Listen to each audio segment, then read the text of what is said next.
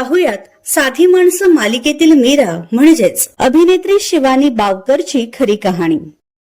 शिवानीचा जन्म 11 मार्च रोजी झाला। तिच्या वडिलांचे नाव नितीन बावकर तर तिच्या आईचं नाव शिल्पा बावकर हे आहे। शिवानीने इंटरनॅशनल बिझनेस ट्रेडमध्ये MBA केलंय, तसेच तिला जर्मन भाषेचेही ज्ञान आहे।